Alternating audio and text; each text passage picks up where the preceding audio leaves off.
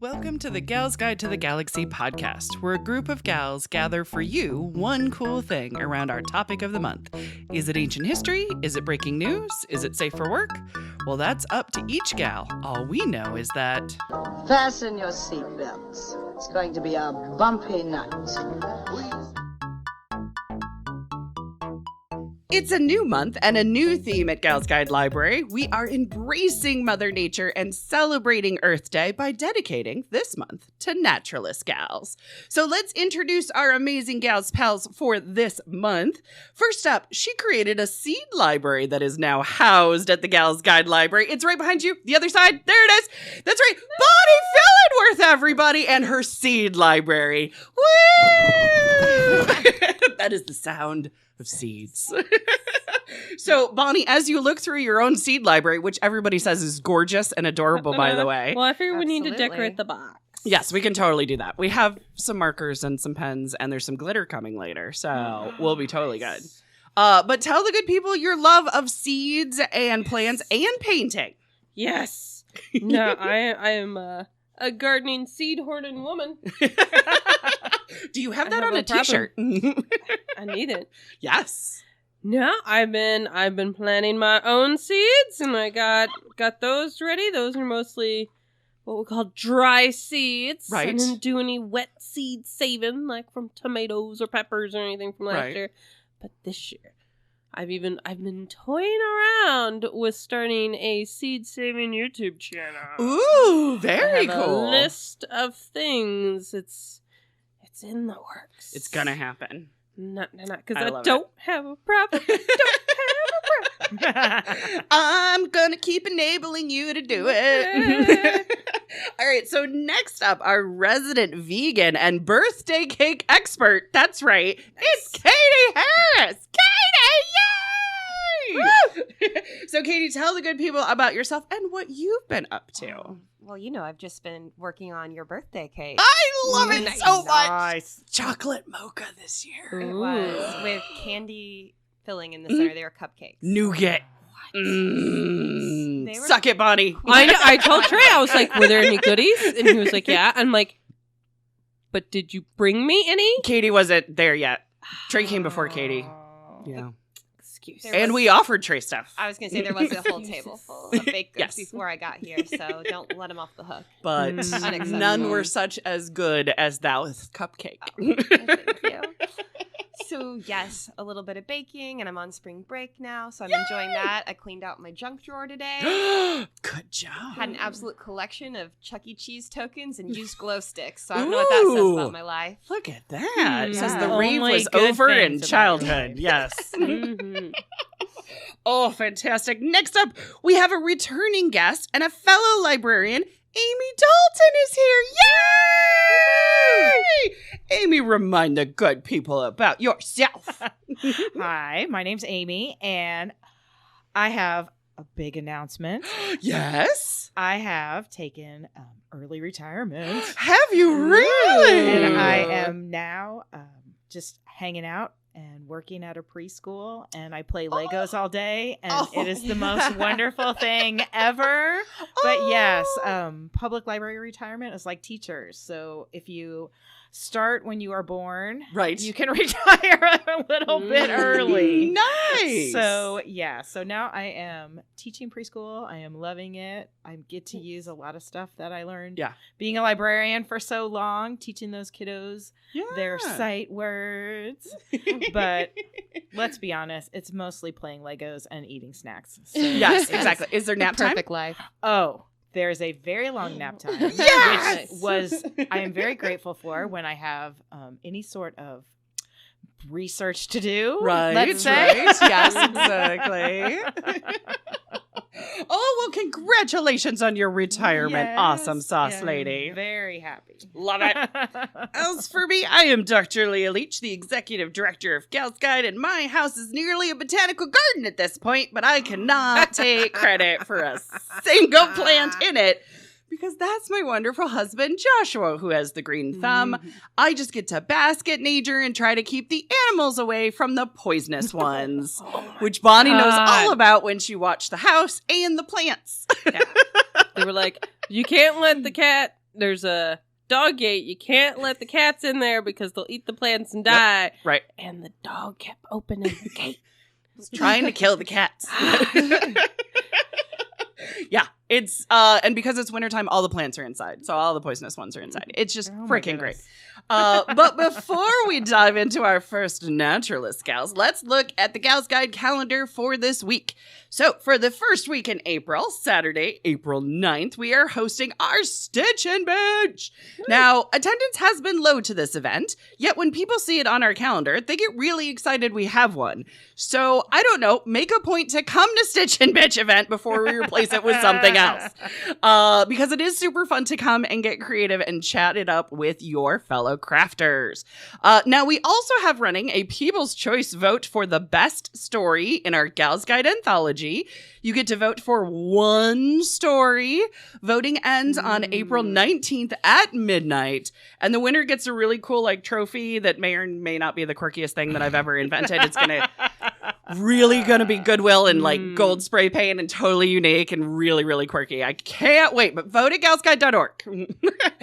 And lastly, I have the results of the People's Choice in our art show. I do. I tallied up all the votes today because people were picking up their art and everything. So the show has officially ended. But for boosting the Signal Women's History in Art that is here at the Nickel Plate Arts campus, the tabulated votes, and the winner is Bonnie Fillenworth. I forgot to vote. Far and away, our number one artist was Bonnie Fillenworth. So congratulations, Bonnie. Unlike the quirky trophy for the anthology, you actually get $50 because we know that artists really need money. So we thought, you know what? Let's support some artists and all that kind of good stuff. So congratulations, Bonnie. It'll be listed on our social media as soon as. So as always, check for the upcoming events on our calendar. Visit galsguide.org. But for now, let's dig into Naturalist Gals Month. And you think that I'm about to turn it over to Bonnie, but no. Amy is going first. That must be dogs and cats living together. Oh, Bonnie gave me mass cutsies. hysteria. Got cutsies. It is totally fine. Amy, who do you got for us? I'm excited. Well, when you said the topic was naturalists, I got a lot of names in my head. Right. You know, Rachel Carson, all the big ones. Yes, exactly. But I decided that, of course, I had to visit Mr. Google. Mr. Google. Just to see what else was out there. It might be for this month, Mrs. Google, because Or Mother Ms. Nature. Google. You know what I mean? Of course. Women's History Month. I think maybe Google's non-binary. That's totally fair. Or it's It is all just fun binary. to say Mr. Google. It is binary. We'll take either or. We're all about it. Yes. And as I was looking through the results, there were so many interesting women, but one stood out to me because she was a botanist, and one of her bigger contributions was that she made sugarcane sweeter. Ooh. Nice. And yeah, The diabetes in me loves this already. I have such a sweet tooth. Anyone who knows me knows that I have a massive sweet tooth. So I was like, oh, well, done. I am going to research this woman who made sugar sweeter. But it turns out she's actually super interesting for so many other reasons. Ooh, I love it. Yeah, her name is Janaki Ammal. Sweet. She was born in 1897 in Kerala, India. Ooh. She had 12 siblings and also 6 half-siblings. Oh my So it was a gosh. household of 19 Whoa. kids. I was going to say it's a baseball team. We're almost at football team level now. Oh, yeah. Or you could just pit them against each other. Right. Oh my goodness. Yes. And her mother was actually half British. Gotcha. She was the daughter of Colonel John Hannington, who was sort of just, a mid-level colonial government dude. Right, exactly. And so that made her 1/4 British, of course. And where she lived in Kerala, and I don't know anything about this. I am doing my best. This could be not 100% like the full story, but because most of the articles I read about her mentioned it, I'm just mentioning it. Yeah, safe. Yes, but where in Kerala, they don't follow the same sort of caste system that a lot of the bigger cities in India do. Oh, yeah. But she was born to the Thea caste. Okay. And apparently, at that time period, they were known to work with the British colonials. Okay. And that was actually true. Her father ended up staying in contact with her, I guess his father-in-law, even though it wasn't official, but with Colonel John Hannington. And he actually got a job in the government also. So her dad was sort of, a lower level government employee. Right.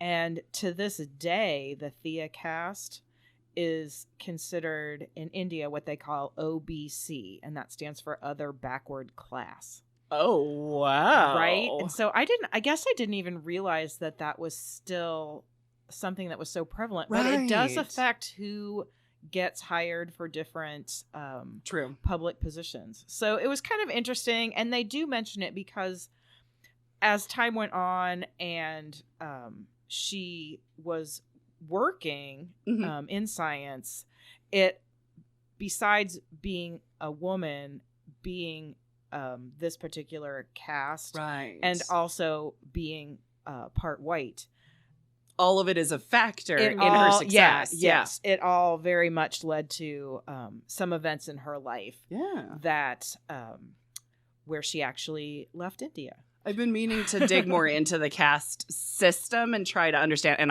I am not there yet. So yes, I appreciate the attempt. It's complicated. Yes, and I just wanted to brush over the top of it because it was mentioned so often when I read articles on her that I figured it was something that was important. I should mention it. But right. I did see a lot of other things that said the Kerala region, they didn't follow that caste system as tightly as other areas. Gotcha. But in cities, it made a difference. But sort of the bigger difference was her connections to the British. Gotcha. Although within like her community and her dad working in the government and all that, it didn't make as big a difference as when she left later to be what at that time period was considered like a mulatto. Gotcha. To be part white. Oh, but interesting. It did affect her in other ways because her father had these connections and worked in government. He got a pretty good education. He had a very large library in his house, and he also really loved nature. Yes. Libraries. Sorry. Yay! It's like the Pee-wee's Playhouse. The magic word is library.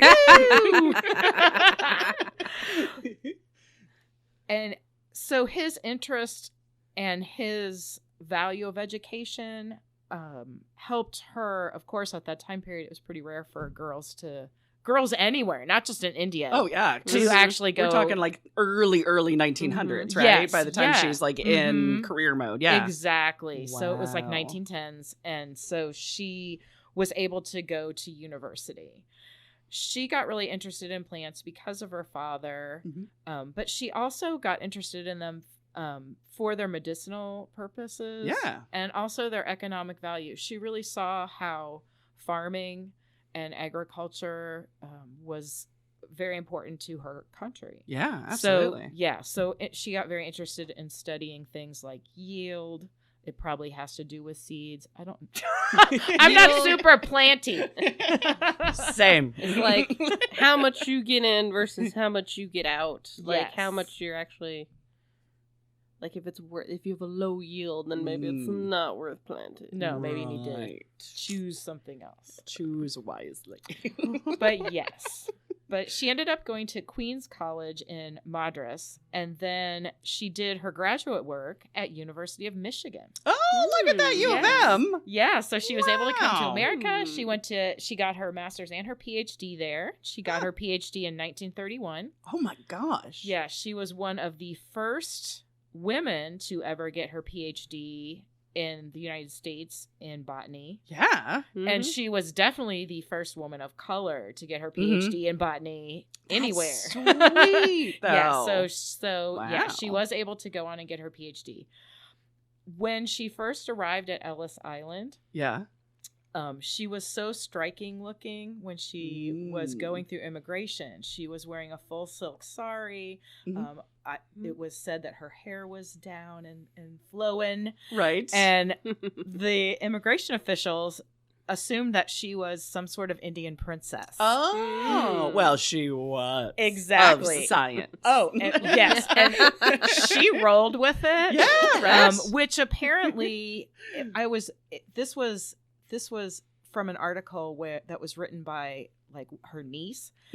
And apparently for her to have that much confidence at that time period with her cast being a woman alone, you know, a girl. I mean, she's only like 18, 19.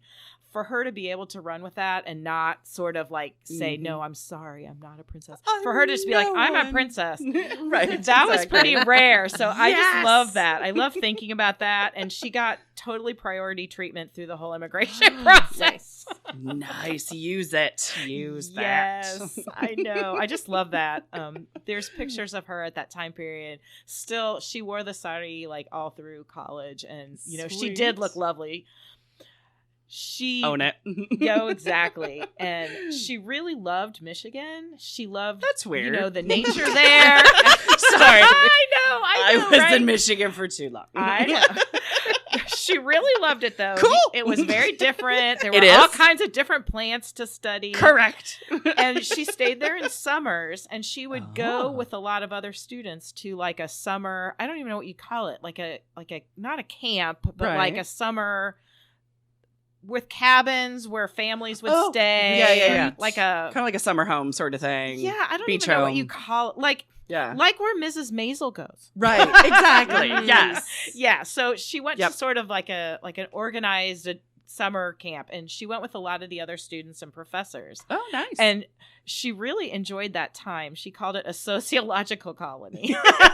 She got to see all the American students in the 20s. Oh, yeah. So, you know, it's right there at the cusp, you know, where a lot of that age college students are getting more independent, more wild, you know. It's the roaring 20s. Roaring 20s. So she had a lot of fun at camp. Nice. She also got very interested in the Native American population. Oh, yeah. Which was, there was a community very close to that where was they nearby. were staying. Gotcha. But she did write to her sister that she felt they were dying out. Oh, which no. I know, it's so sad. Yeah. And she even got to see the Northern Lights up there. Oh, wow. So that for her, that was like very, that was very, very special. Look at that. After her PhD, she did return to India, and she taught at the Maharaja College of Science. But this is where the absolute pressure of being an unmarried young woman, of her caste, of her, you know, mixed race. Right. It created, and this is a quote from her, irreconcilable problems. Oh, no. So she accepted another position in London. Oh, at there you the go. John Innes Institute. She was their very first salaried female scientist. Oh, nice. I know. Good job. And we're talking 20s or 30s? This would have been 40s? in the 30s. 30s. Yeah, it would Okay, be there in you the go. 30s. Wow, still awesome. Yes. And so she packed up and moved to London. The Innes Institute is a botanical study.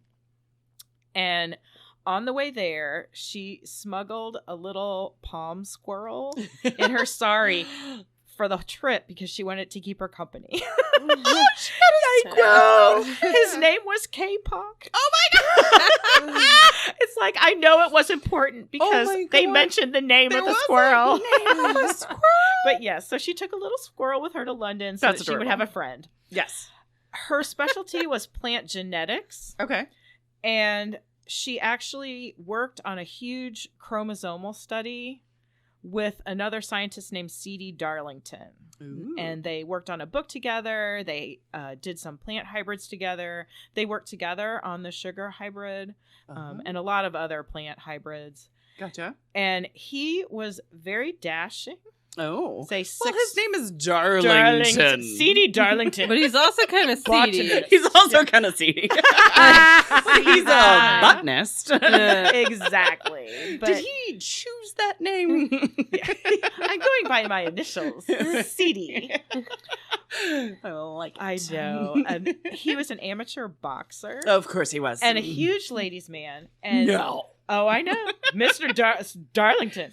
Oh. And it was sort of rumored that she may have been involved with him. Why not? Her family, they wrote to each other continually, even after she left London and they weren't working together any longer. Right. He came to visit her in India, and her niece wrote a very nice piece in The Wire that I used a lot for this to get some of that personal information. Yeah. And she said that her mom said that when Darlington came to visit, that the air was charged when he walked in. Electricity. And he publicly kissed her. Oh! In Scandal. India. In India. This is no. in 1930s India. Just walked right in. Boom. Well, I mean, he was British, right? Yes. Yeah.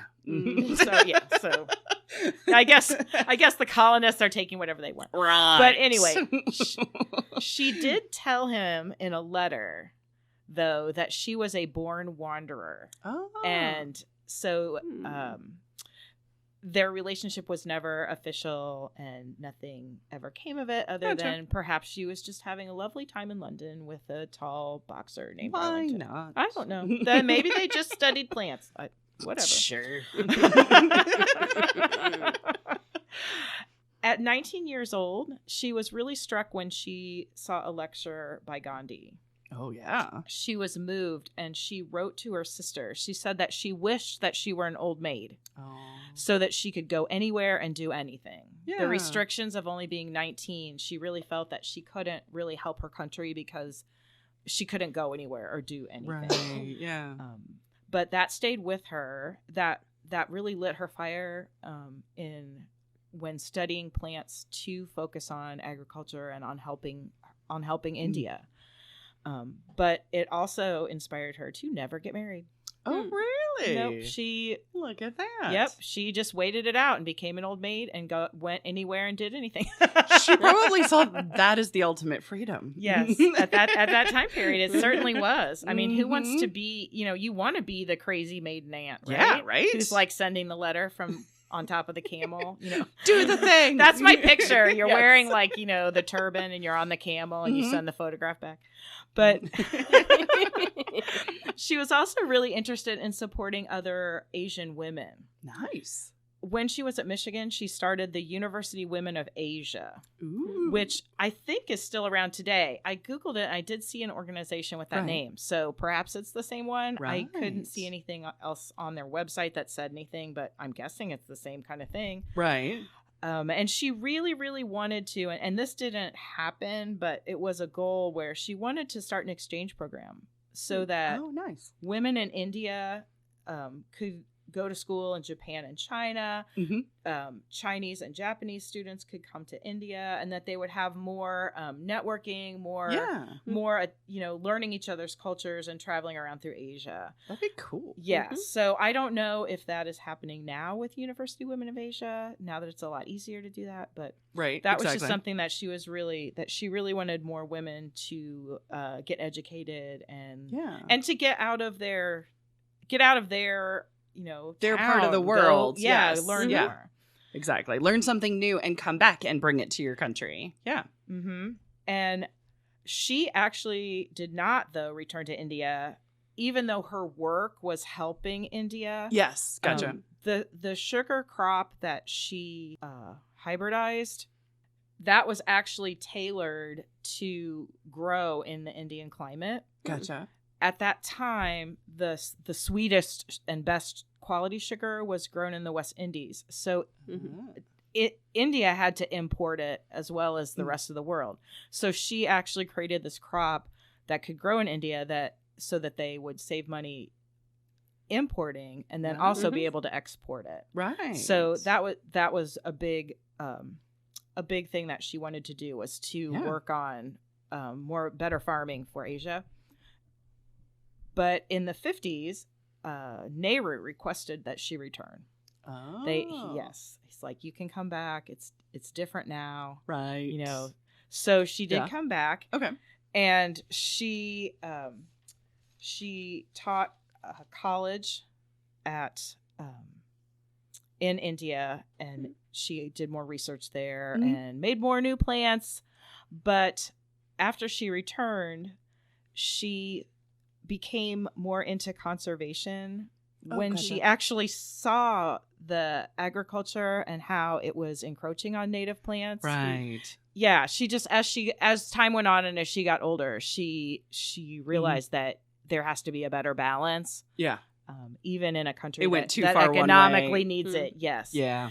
She also in her area of Karali, she opposed plans for a hydroelectric dam in a place called Silent Valley in the 70s. Oh. And she really led that opposition, and that area is now a protected national forest. Oh. So Look it's at just kind of that. interesting. I mean, you know, like how people change over time. And so she Right. kind of came full circle and came back. When she came back to India, you know, she wanted to save all of those native plants that she was interested in when she was a That girl. sparked her Mhm. journey, sort of thing. Yes. And so I just thought that was really nice too. And she was a huge figurehead in conservation in India. Nice. And she's recognized not only for, you know, her agricultural hybrids, but also for that. Conservation. Yes, for conservation and especially Yeah. for, you know, creating this national forest.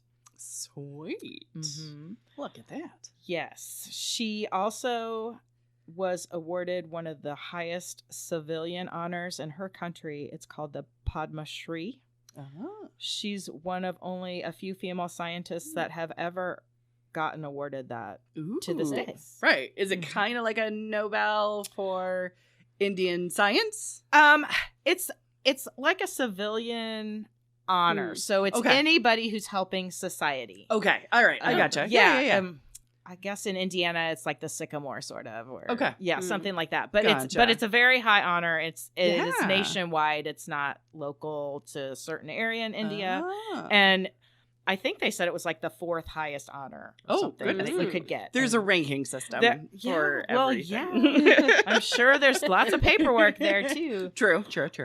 She has numerous plants and animals named after her. Oh, Mm. cool. There is a gorgeous pink and yellow rose named after her. She did not work on that project. Yeah. The people who did just wanted to honor her and her work in plant genomes. Yes, and, exactly. And cataloging all the chromosomes. Yeah. She actually did do some work with magnolia, and she has a magnolia named after her. Magnolias. And also, I could not find any more about this, but she has a gecko named after her in India. I don't know why. I think it was just an honor because It'd she be didn't really hilarious. do any work with Right, geckos. exactly. Somebody think- was inspired in Yeah, some way. just was like, honoring this female scientist. She has awards and scholarships in her name, not only in India, but also in the U.S. and at Michigan. Ooh, look Yes, at that. University of Michigan. I read a lot on from them, articles that they've written about her as an honorable graduate. Oh, look at that. Yes. U of M trying to give Michigan a good name. I know. But I really want to shout out, if this is at all of interest to you, please find the Wire magazine article by Geeta Doctor. That is Okay. her niece. I can put it in the show notes as a direct Yes. link too. Mhm, Okay, because got it. It was a really nice article, and it's just nice. Yeah. It's nice to find a source written by a family member. Oh Mhm. yeah, yeah. You And really you feel like you personally connect that way. you- Yeah. you get to know the name of the squirrel. Oh yes. K-Pop.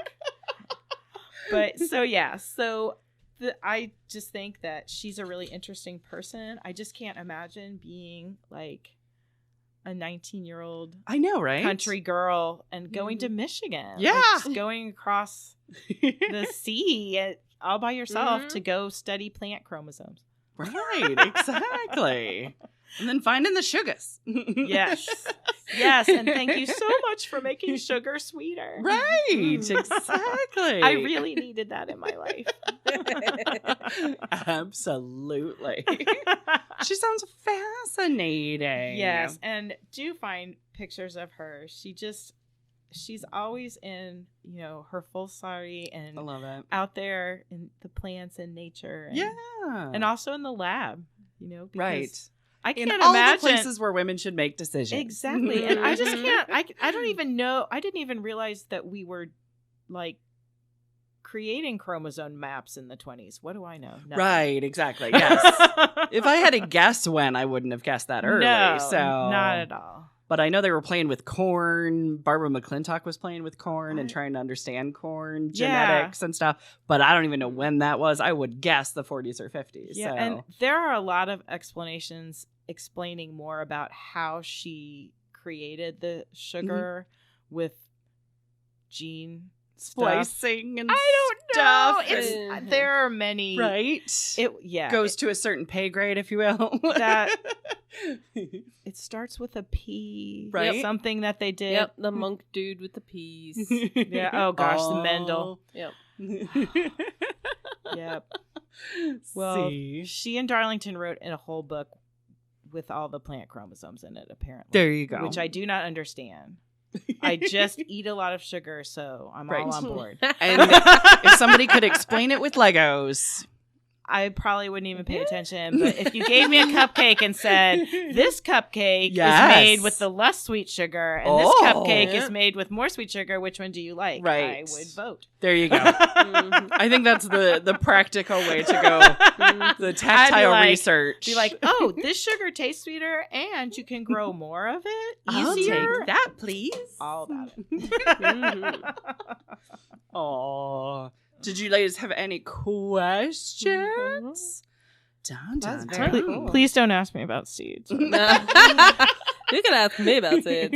No. Exactly. No, the whole time I was just thinking about how the Harvard computer ladies, the couple that came from Britain, how it was like the acceptable science for a lady to study was botany. Oh, I see. So I was like, like, were they in? Because which one came first? Wilma Fleming, the Scottish one. Not Wilhelmina. Oh, Wilhelmina. Sorry, yes. And not Annie. Right, and not Henrietta. Henrietta, right. And then I start drawing blanks. Cecilia Payne was later. Yeah. Well, like one of it, like they went to the same school, so I'm like, maybe this lady was like the third. Right. When she was over there in London. Dun. Perhaps. Maybe. I feel like a lot of that idea just comes from not only women and like kitchen gardens and women and flowering plants, but also that medicinal aspect. Oh, yeah. I think that's why it's sort of like ladies do plant things. Right, exactly. They didn't have to dissect anything. Right. They just grow pretty little plants. Yeah, I mean, they can graft fruit trees or whatever. Exactly. And make sugar sweeter. Yes. And I also thought it was interesting, too, that when I was looking up women naturalists, I mean, how many, like insect research. Oh, yeah. There. That was... Yeah.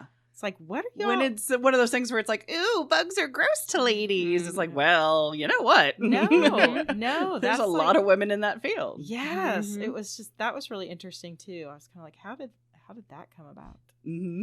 A random skill I have is I can pick up a centipede with chopsticks. Look at you. Is that on your resume? It should be.